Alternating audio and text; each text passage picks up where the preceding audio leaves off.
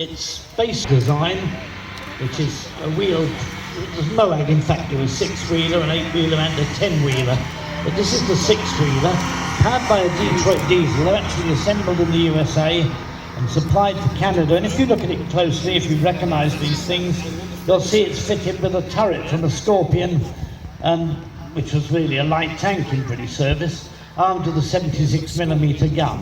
It's also basically an APC, so you can squeeze a couple of men in the back. But they went out of service, and the world got very nervous about the gun in the Scorpion. They decided it was an unhealthy thing, as if guns aren't unhealthy anyway. And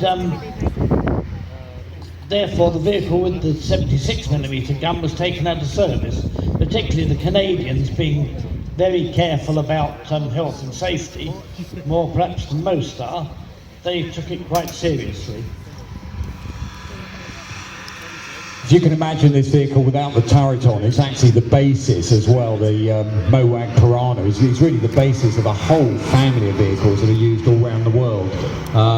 The American Marines bought this vehicle from the Canadians, and they call it LAV, Light Armoured Vehicle. Quite often, as with so many modern vehicles, when it goes into service, it doesn't actually look like this, because that's when they add all the extra armour on the outside, sometimes bar armour, sometimes reactive armour.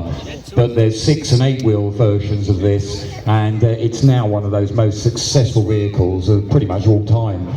Piranha's been sold all around the world. Lots of countries use the 6 and 8 wheel versions. And this is one that was kindly given to us by the Canadian Defence Forces, where they took this version out of service. It was known as a wheeled fire support vehicle, so don't think of it going out there to try and take on tanks. It was really there to offer that 76mm gun as a bit of extra oomph and firepower for reconnaissance and infantry units. But again, very impressive vehicle, and widely used around the world in so many different formats.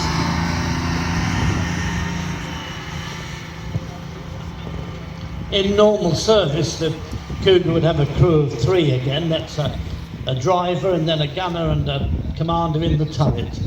But it can take others as well. You can see it's quite a large and roomy vehicle. The original Mowags were largely amphibious as well, which accounts for the size of the hull. But the Scorpion turret might make it unstable in the water, and they'd have to be careful about that.